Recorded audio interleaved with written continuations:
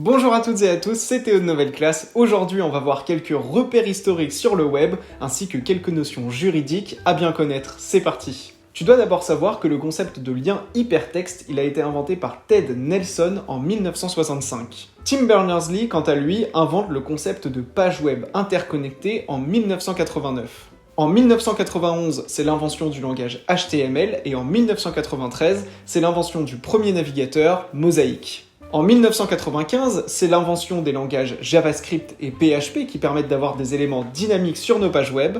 Et en 2001, les pages web sont standardisées grâce au DOM, Document Object Model. En 2014, on compte sur Internet 1 milliard de sites web. Parlons maintenant de quelques notions juridiques. Tu dois faire super attention quand tu reprends des informations sur Internet, autrement dit quand tu fais des copier-coller, fais attention. En effet, les documents texte, images ou photos que tu peux trouver sur Internet et que tu peux facilement reprendre et copier-coller, légalement, ces documents, ils appartiennent à leur auteur. Pour pouvoir copier-coller du contenu d'un autre site web, tu dois avoir l'autorisation écrite de l'auteur, sinon c'est ce qu'on appelle la violation du droit d'auteur.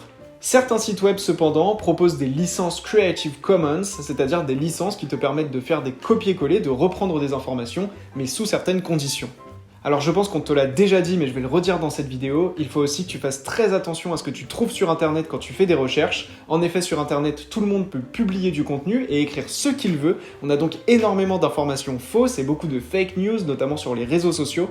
Du coup, quand tu cherches une information précise, n'oublie pas de vérifier l'identification de ta source, c'est-à-dire qui l'a écrite, quel est l'auteur, à quelle date. Essaye de privilégier les sites d'information officiels et surtout, le plus important, recoupe tes informations. Si tu trouves une information sur un site web que tu as envie d'utiliser, n'oublie pas, avant de l'utiliser, d'aller vérifier sur d'autres sites que tu retrouves la même information.